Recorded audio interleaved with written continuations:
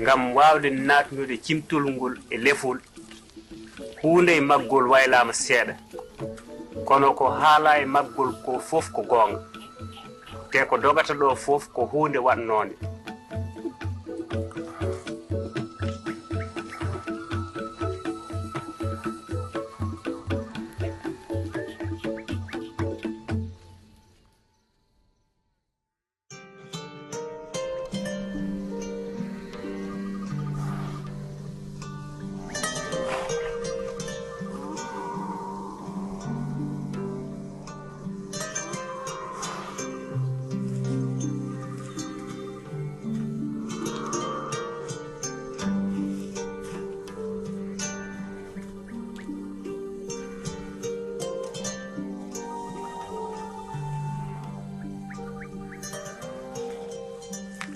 min komi pullo te fawade e aada amen nde gonnomi cukalel nde ko min adotono finde kala subaka sabu ko min ɓurno famɗude mi tenoyanno mi huɓɓana jawdi amen ngati curkiki ina haɗanno buubi tampinde jawdi ndi caggal ɗum mi hofnoyo jinnaɓe am mi fuɗɗo noon ƴettude ɓirdugal ngam ɓiroyde nayi amen ɓawo ɗum mi hontina gooleje mi duppita jawdi ndi mi aynoya e aada amen ko cukalel foti aynoyde so wona ɗum jomum ala nafoore wadde gaynaka ko min waɗɗino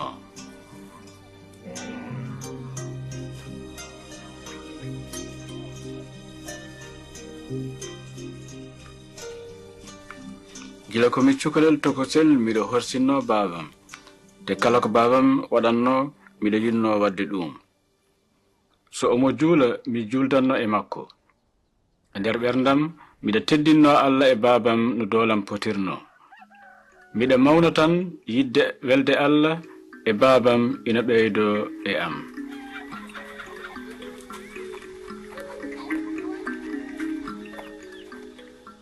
baba mbiɗo yetta Allah e dañde baba baɗanomani a rokki kam kala ko ɓiɗɗo ɗaminino e baba mum kono mbiɗa yiɗi kadi ñagadema hunde mawde mbiɗa ñaguima heɗademi so tawi kay aɗa heɓori haalanam hol sohla ma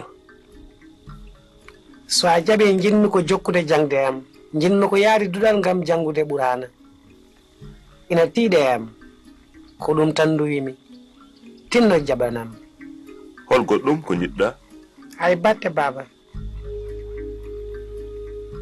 moƴƴi eyi ɓingel am mi jaɓi wadde jahata ko bawsi ɗuɗal sek Ibrahima e yo jarama baba yo Allah won ballo kadi yo jam Allah rene amini baba ya hebloy kake ma mbiɗon yaha baba moƴƴi a jarama kadi mi yehi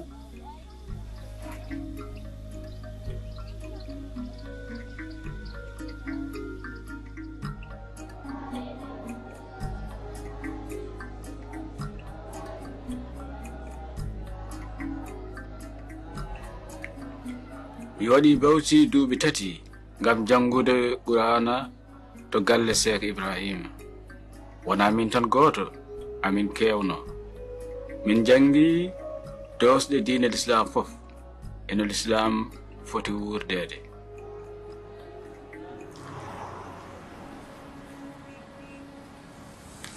giwmi ɗon paami Gombe jangumi toon kadi l'islam duuɓi 2 ko toon to Gombe to jangumi no ɓurana firdete caggal ɗum mi waɗi duuɓi 2 Maiduguri ngam jokkude jangde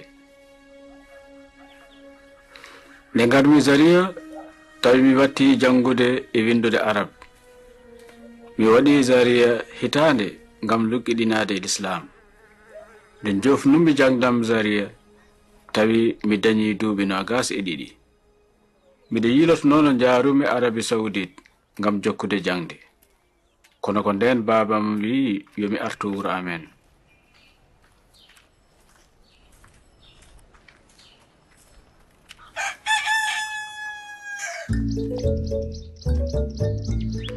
miijo babam ko yomi heddo wuro amen min gona e ɗaɓɓude no jaarim Arabie Saoudite ngam jokkude jangde kadi o miijino ko resnudemi hadam yawtude leydi gondi ko ɗum ko noddirnomi wuro amen donkumi ɗannade keddimi wuro amen mi waɗi ɗon hitande nden hitande fof mi jokki golle am gaynaka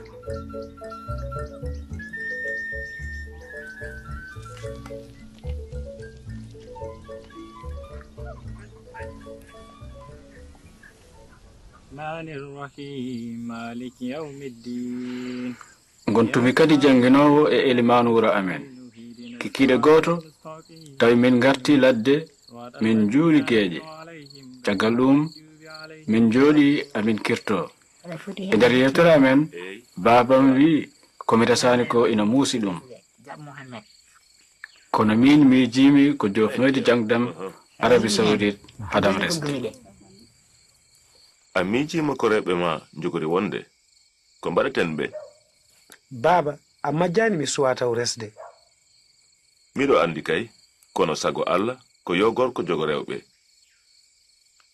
ko gonga ko ɗum woni sago Allah wadde res tawde ko ɗum woni sago Allah ala baba jinmi ko ɓeydade andude Allah ko ɗum woni muyam ɓurgo tidde miɗo welti e yarlitare ma kadi mi faami miijo ɓernde ma kono nene ma miiji ko Arabie Saoudite woɗɗi no feewi yahduma toon ko semmu o holi ko njaha mbaasa atude haa cayi ma en jewtu heen subaka jango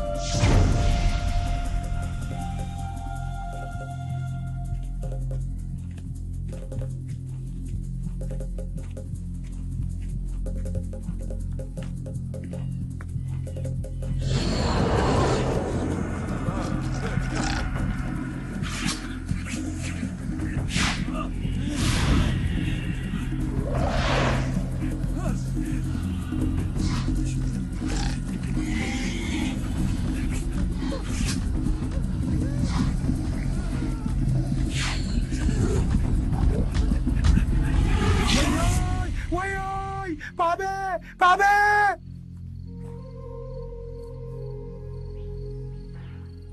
caggal ngol koylol kulɓiningol donkumi ɗanade jamma o fof mbalmi ko joɗade mi miijinoma haalande babam caggal ɗum miijimi taw mi jarani ala ko mbanmi on subaka so wona foftade nde hakikiɗe min juuli min gone hirtade amin jewta no min gadorinoni caggal ɗum galle fof naati nder cuuɗi ngam lelade minne no heddiɓe ɓe nattumi suudam mi ɗani tan koyɗumi koyɗol gongol ɗon e ɗon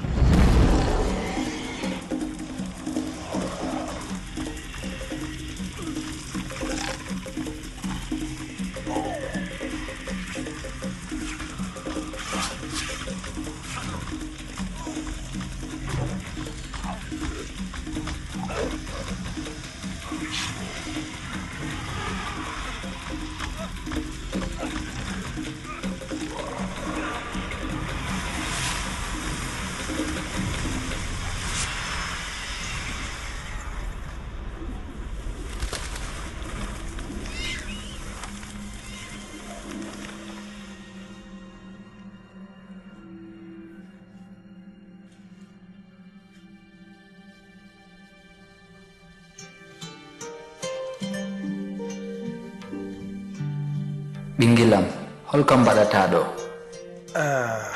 mi andani haɗa yiɗi mi nawtuma galle mon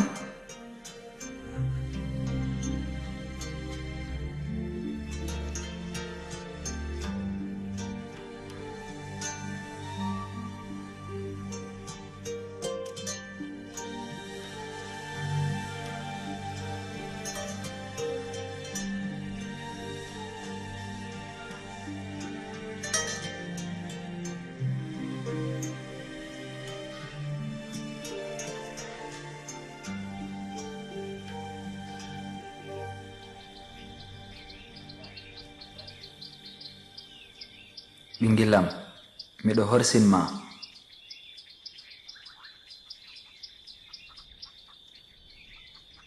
ngol koyɗol ɗimmol hulɓinanimi. Mi warñani no gadonol ngol ni, kono mi won e miijade holi o gorko jiɗɗo dandudemi. holi o etotoɗo famnudemi. ɗon tan jaltumi suudam. mi jimi haalande babam. cifanimomi koyɗol ngol fof. ɗon e ɗon o wimi,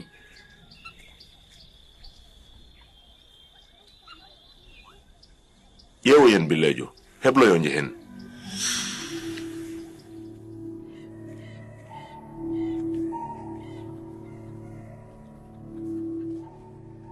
a addi worore? Eyi, mi addi. Nda.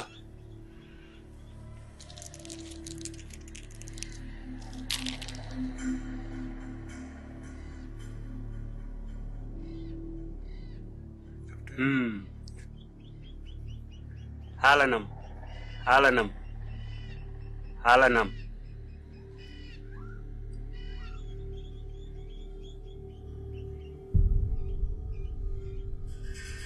Ƴettu wotere.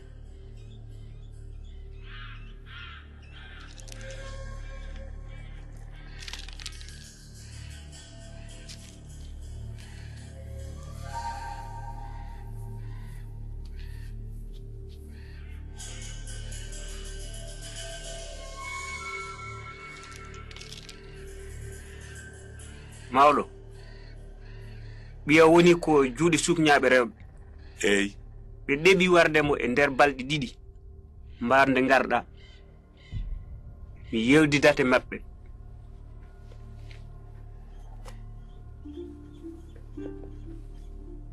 a yii ɗum ɗo? Eyi. rewnu ɗum e hoore makko. Eyi. haade makko lelade. Eyi. ɗum ɗo noon a ruggat ɗum ɓura suudu makko kicciiɗe. so Allah jaɓi o wonta yiitu koyɗol ngol. O wonta yiide koyɗol ngol? ala, ngol wonta arto e makko ha cay. Eyi. moƴƴi. gasi. moƴƴi. Eyi. moƴƴi. A jarama. mi weltima no feewi. ko hay hunde. A jarama kadi. laawol jam.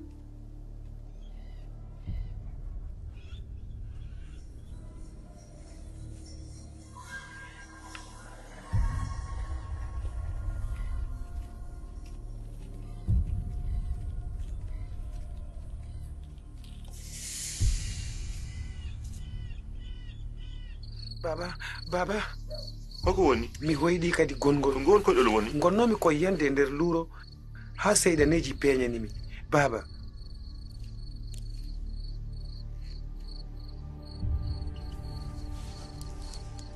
goto e majji ene jogino ñiiƴe ceelembe e ceganeji juuɗi. o wi somi diwani janmi e luuro he taktakti gondi caggalam ndi waratam. nde jami ha mbimi mbiɗa diwa gorko mo comci daneji feñanimi. holi on joom comci daneji? on paabinoɗomi e koyɗolam ngula.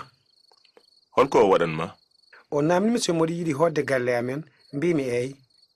o wi so moɗo yiɗi o wallami, mbimi eyi. tan o muɓɓi luuro ngo ɗon e ɗon o artirimi. hade makko e yaade o wi omo horsinimi, tan o majjirimi. seedeneji ɗi noon? nde ɗi jiimo ɗi dog. yawleloyo a hoytittako hankadi. baba miɗo ndi signa kulol. ko kalta ko koyɗol tan fotanima hulɓinne? wona koyɗol tan, ɓuri ɗon. ɓuro leɗɗe bileje ɗe jaha leloyɗa. so koyɗe ɗi garti kadi jango subaka jehen sokoto ƴeewoyen bileje goɗɗo. eyi eto lellare.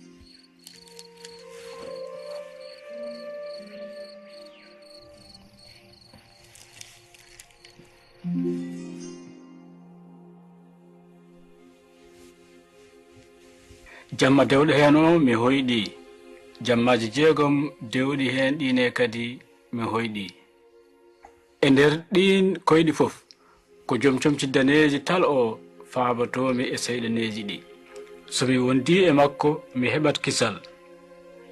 Miɗo tino e ɓerdam omo renami kala nde heen koyɗol joofi omo wiyami, ɓingilam miɗo horsinma. O meeɗani waylude haala. Nden puɗɗimi famde o gorko peñanowomi e koyɗi ko annabi mo ɓurana wiyata annabi Isa mo kerecen en mbiyata Yeesu almasihu o. Caggal ɗum kemmi koyɗol cakkitingol ko ngol wonno jeeɗiɓol.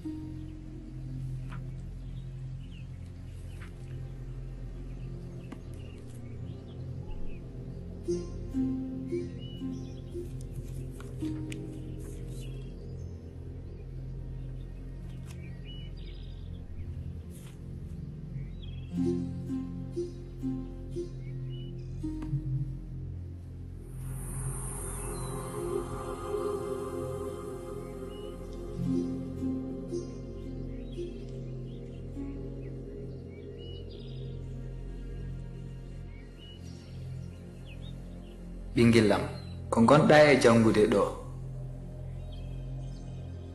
deftere nde mi famani.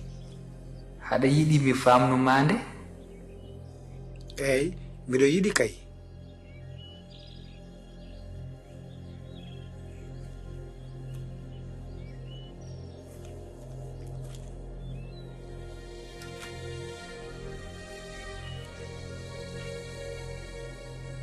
Muhammed, nde deftere iwi koto Allah woni e mayre ko haala Allah. ayeji gonɗi hen ɗi fof ko Allah e hoore mum longini ɗumen. dendagal tampuɓe rondade dongle tedduɗe ngare e am mi rokka on foftere. ɗale jimandi am fawo e dow mon goppon mi jangino on. ngati miɗo ɗaati miɗo yankini kadi ma on taw hen foftere pittali mon. jimani am hino weeɓi fawade te dongal am hino hoybi. a meeɗi nande laawol ngol gongo o e gurdam ɗam hina haale? ala mi meeɗa nande ɗum.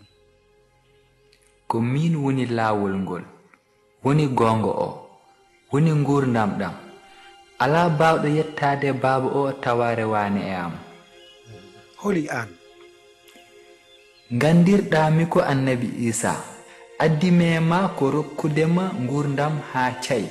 so a jaɓi komi dandowo ma, komi Allah ma, a wontat ɓi Allah. Allah ina jogii ɓiɓɓe? ɓiɓɓe Allah jibinira ko ruhu Allah, ɓe jibiniraka tewu e ƴiƴam. haɗa gonɗini Allah? eyi miɗo gonɗini Allah.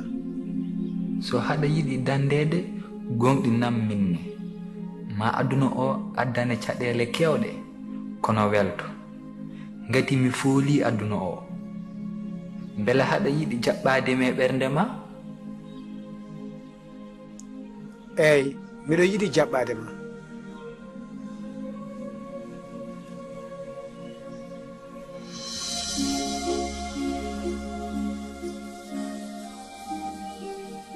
nde pirmilaw on subaka mi jimi ƴeewoyde chrétien goto koɗɗo sara wuro amen ina wiye Jonathan.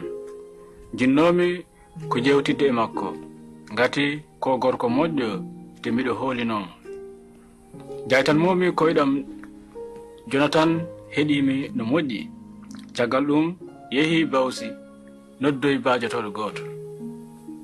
omo andunomo no feewi sabu on bajotoɗo ina aranno wuro mabɓe alet fof. pasteur fadam ɗo mi noddoye Muhammed min ngar. eyi ya.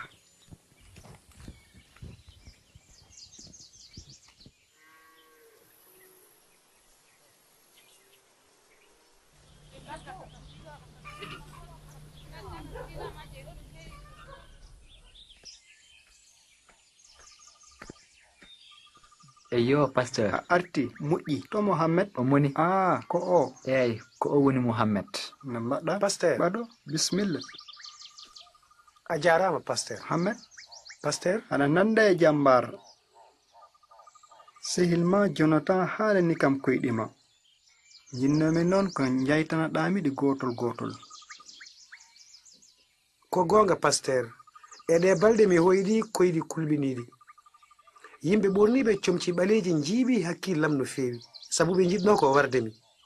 Gotol hen fof ko gorko ɓurniɗo comci daneji faabotoni. O wi o wiyete ko Isa, ko kanko woni lawol ngol, gonga o, te hay goto wawa yaade to baba o tawa rewane makko. O wi kadi yomi jaɓɓo mo e ɓerdam. mi jaytani pastor o ko koyɗunomi ko fof adamnoma ɗon e ɗon o wasiyimi woto mi lelkino yomi yawno mi jaɓa Isa wona joomi am e dandowam. mbele haɗa heɓani jaɓɓademo nder ɓernde ma durnu miijo no fewi mohammed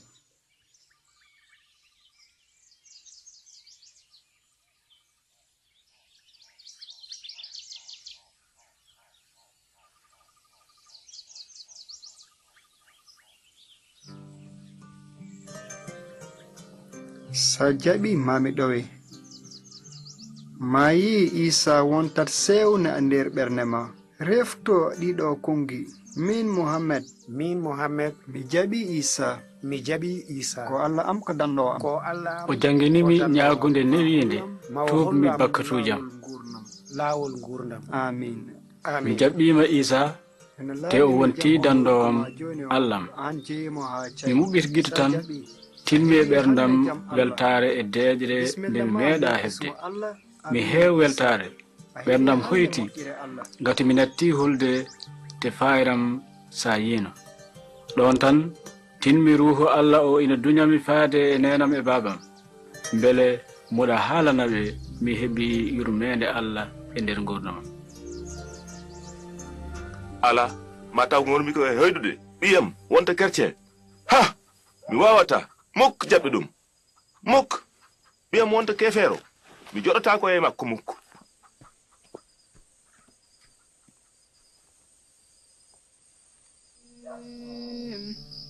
Allahu akbar Allah Sami Allahu liman hamida Rabbana Allahu akbar Allah balɗe seeɗa caggal mum babam namdimi holko gondumi ngati o teskima miɗoni janga bibal te mi natti yaade jama o laaworimi no fewi.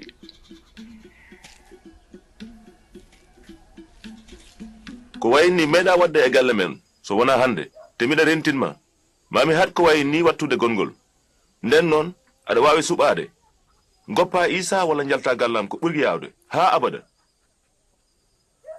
Ka babam, aɗa andi miɗa horsinma miɗa hormima. Kadi mi ala anniya waddema ko boni walla ko fewani. Kono alay sago ganda komi ganniɗo rewde lawol ngol cikkumi ine fewi ngol. Te mami heddo e wonde chrétien hande Isa ari fof hollami to paami.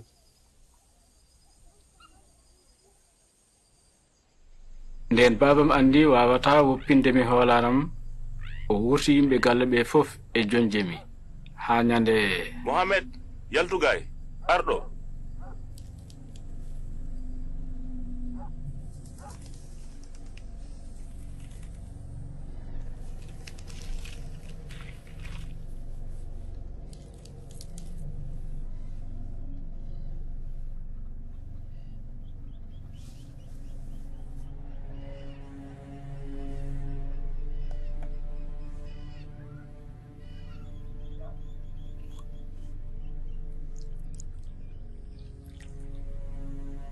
yar ɗum ɗo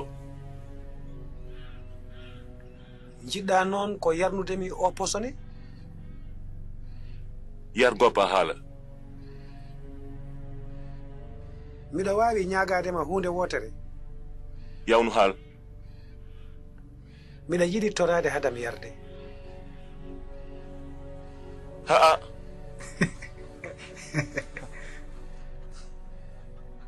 sa yiɗi toroɗa toro mi wondaka kono sa gasni yar.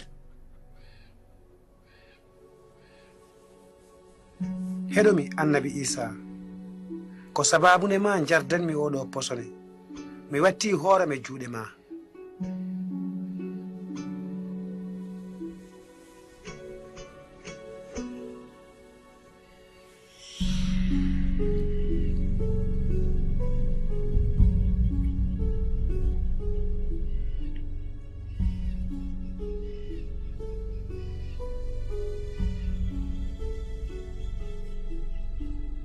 yah leloyo.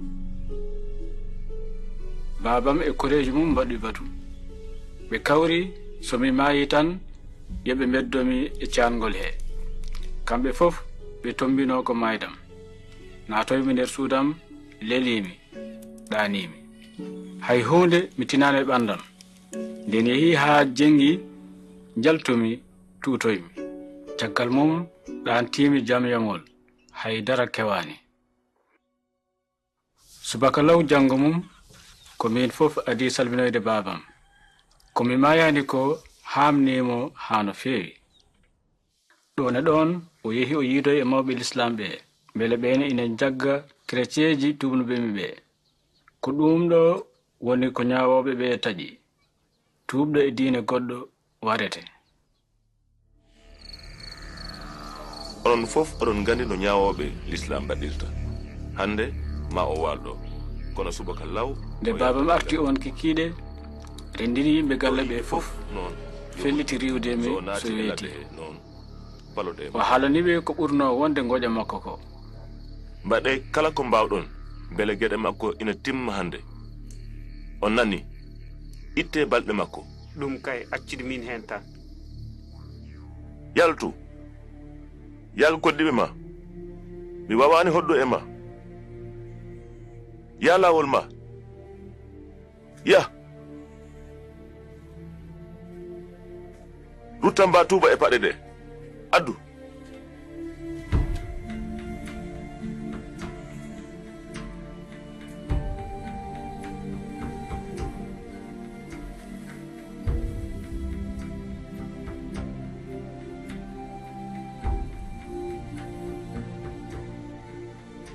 mbimi acca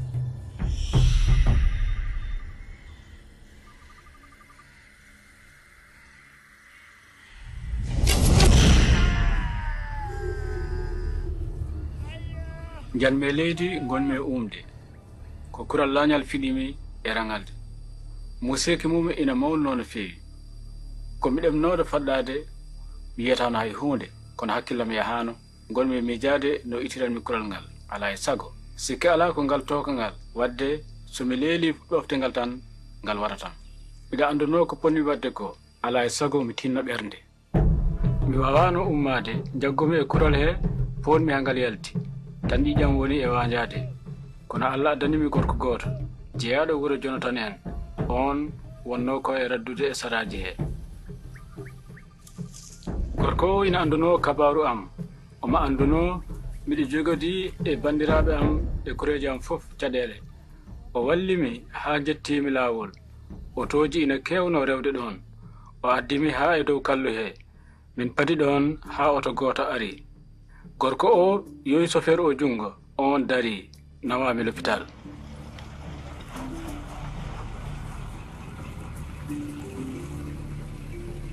Ko Allah neldunomi on oto ko kanko faabimi ɗon kadi. L'hôpital mo nawnomi o ko gandiraɗo moƴƴude safara kono jobdi makko ina satti. Ko chrétieji wuro Jonathan en mbaɗanimi piye ha mbawmi oppirede. Mi woni e l'hôpital he ko ina ɓura lewru miɗo ɗiftira seeɗa seeɗa. Caggal mum yimɓe wuro Jonathan en jaɓɓimi gondumi e maɓɓe ko ina wona hitande feccere. E nder ɗum babam tini ko ɗon gonmi o haalani yimɓe sariya ɓe ɓen ñaawi yomi sokke lebbi 6.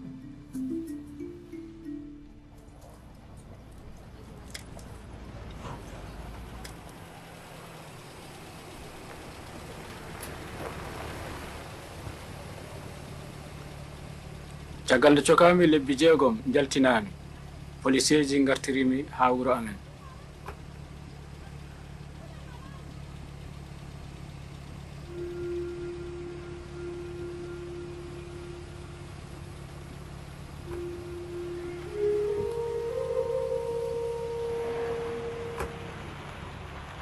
gila nde gartumi nde babam noddi kodeji amen fof wi ɗumen yo tinno e am. ɓe ɗaminino ko soɓe kolliri kam moƴƴere e neware mami yejjit Isa. fawti hen kadi babam fodanimi kolce 100 yantude e kalis beele mbiɗo resa rewɓe 3 somi jaɓi woppude Isa. o woni kadi e walludemi no jejjitirmi ko yawti ko duttimi e gaynaka jawdi babam fodde lebbi 7. kureejam fof cikkanno komi arti hankadi mi wonti ko ɓe ngoni ko. to nder fittandam mi tini hoolaram nana rostoro seeɗa seeɗa pammi babam e korejam ngoni ko e etade seernudemi e Allaham. tinmi kadi ha joni mi suwa udditande ɓe ɓernam. naat jam wali baba jam wali kori woni ko ɗaniɗa ko mawɗum jooɗo ɗo.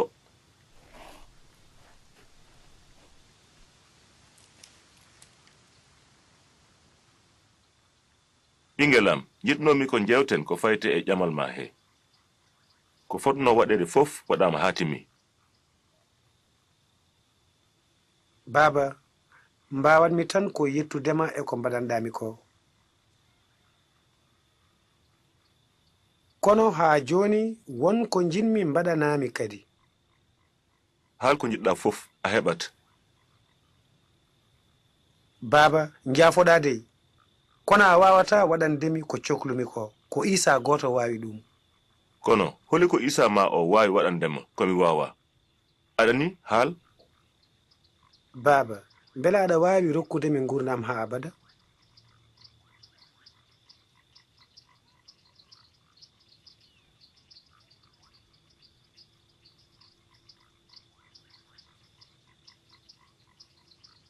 ala, mi wawa rokkudema gurdam ha abada. baba tawde noon a wawa rokkudemi gurdam ha abada, wadde mi heddoto e Isa almasihu.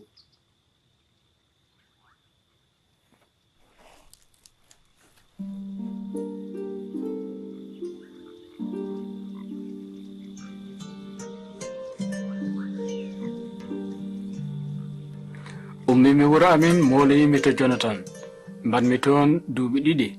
e nder on dumun mi tinani e ɓerdam hay ñalawma goto yidde jokkodirde e kurejam.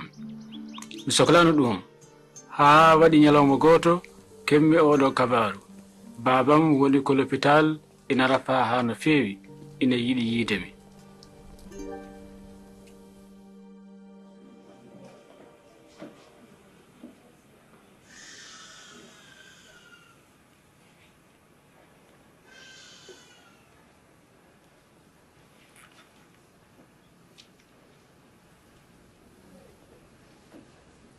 baba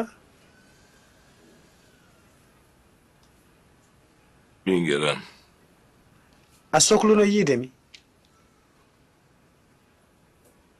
miɗo ñaagoma yaafoya ɓingelam.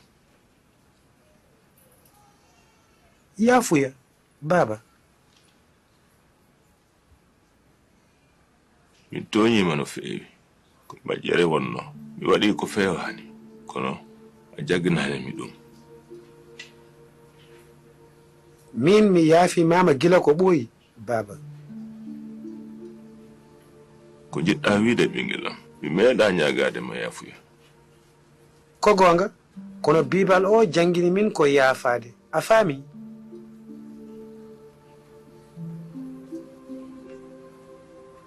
ɓingelam langto e allah ma o no doole ma potiri.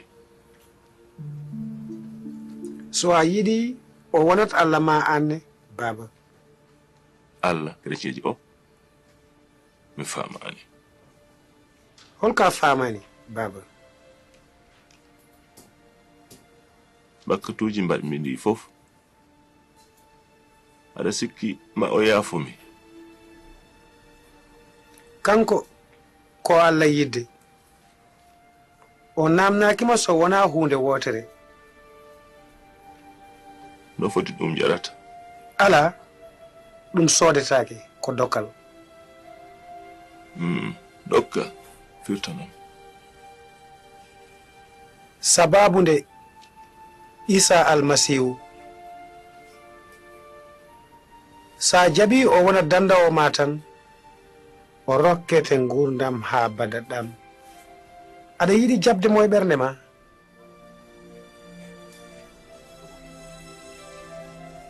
eyi miɗo yiɗi heɓde ngal dokkal. aɗa yiɗi toroɗen min e ma. eyi reftu hen. eyi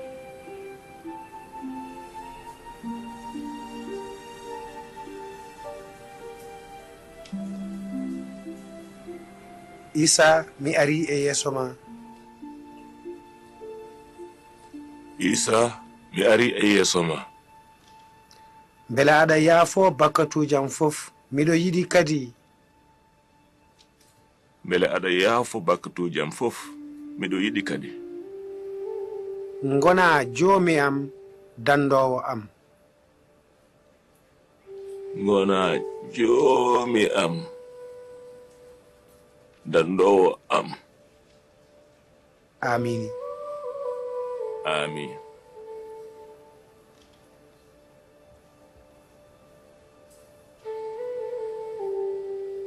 joni noon mami toro beele aɗa sella.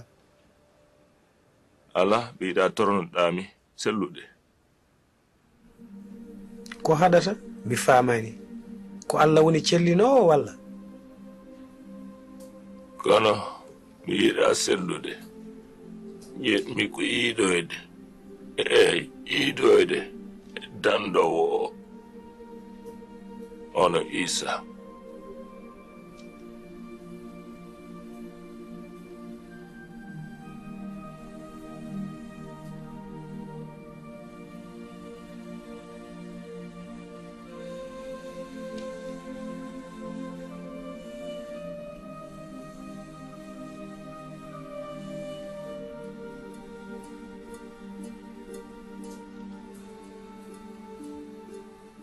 waktuji tati caggal nde min tori babam natti o maayi koye deeƴre e weltare ngati omo andi to fayi e holi jogorɗo jaɓɓade mo ɗamaw hawroyde isa o rokkimo maayde ko alda e kulol beltal amen ngal kadi momti kala museeki e mette ɗe min keɓno allah itti fof ha laaɓi.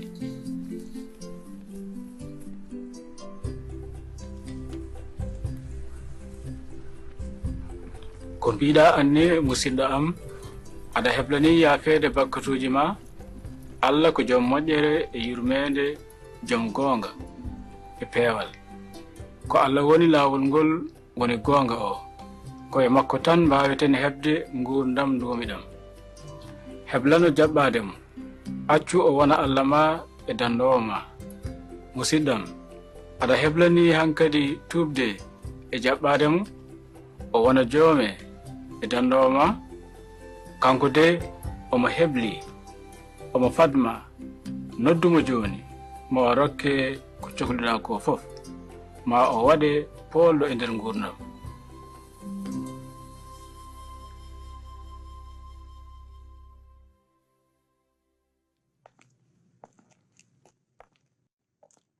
bandiraɓe, ina hani jinnaɓe ndena kadi neha sukaɓe mumen.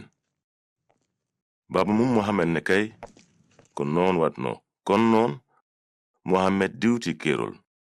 ko ni woni baba makko handinimo e mayde. mohammed ina wawno ruttade wayla jaɓɓal leƴƴere arta, kono gasatano hakkille makko jaɓano, sabu omo andi e ɓernde makko ko yi ko wona koyɗol tan. enen ne kay so en nandini hakkunde mohammed e baba mum e hakkunde yeesu e allah, jiɗɗe men gonata goote. baba mum mohammed feliti e ɓernde mum wonde ɓiyum foti ko mayde sababunde bakkutuji mum. ha tengti noon e miijo makko mohammed waɗi ko bakkar ɓurɗo bonde, suɓade allah goɗɗo. allah baba o noon suɓino e ɓernde mum ko yo yeesu may sababunde bakkutuji yimɓe fof. ina wawi tawa oɗon namɗo ko e mon ɗum ɗo: yeesu kam bele meɗi waɗde ko metti baba mum? ala, mukk. e nder linjila macca simore 3 allah haali ko fayti e yeesu, wi'i ko o woni ɓiyam mo korsinmi o. ala fof nde yeesu meɗi wadde ko wawata mettude allah baba o, ɗum meɗa waɗde hay gotol. wadde noon holi ko adani allah baba o muyde yo ɓiyum maayi e dow piŋirgal no mbaɗɗo ko boni ni: gacce e koyera, kuuro e mum haa keewo. holi fof no baba timmuɗo woppirta ɓiyum maaya nden maayde bonde e dow piŋirgal, tawa ko ɓiɗɗo korsinaɗo mo meeɗani waɗde ko boni. so en jiɗi famde ɗum, ala e sago duttoɗen e nelal yeesu ngal. ngati e goonga yeesu arano e aduna he ngam wadde sago mum. o arno ko timminde sago baba o. te wonno sago baba o ko yo ɓiɗɗo o rokkir gurdam mum ngam sottude bakkutuji aduna o. e nder linjila yohanna simore 3 aya 16 haala allah ka ina hen wi'i: ngati allah yiɗi aduna o haa rokkiri ɓiyum bajjo o, mbele kala gonɗinɗo ɗum ina wasa halkade, heɓa gurdam haa abada. simore 17 ndene ina wi'a: allah nelirani ɓiyum e aduna he ngam liɓde aduna o, on lelirimo ko ngam dandude aduna o. musidɓe tedduɓe ɓe ciftore allah waɗi ɓiyi ko bajjo o sadak ngam men. allah holli en laawol faade aljana, wona golle men moƴƴe walla ñamgolluje men woni ngol laawol, wona koyɗe wona jiɗɗe. hay sinno en jii allah ina hutoro ko wayno ɗen geɗe heen sahaaji ngam yettinde en nelal mum, woni laawol dandore ngol ko hoolaare fawinde e yeesu almasihu.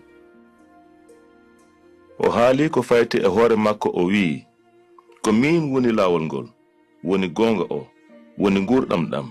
hay gooto wawa yahde to baba o tawa rewani e am. mbele oɗon jiɗi welde allah e heɓde hoolaare ko on yahoɓe aljana? so tawi ko ɗum woni ko jiɗɗon, gande kadi ko ɗum woni ko allah yiɗi. wadde toroɗen jomiraɗo mbele omo yaafu bakkatuji men, o rokka en gurdam haa abada.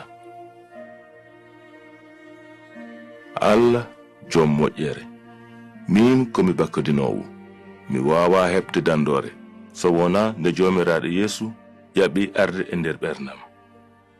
yaafo bakkatuji am. amin. so on torimo to ɓuri luggidde e ɓernde mon, koloɗe allah yaafima bakkatuji mon. wadde bisimilla mon e hakkunde ɓesgu allah he.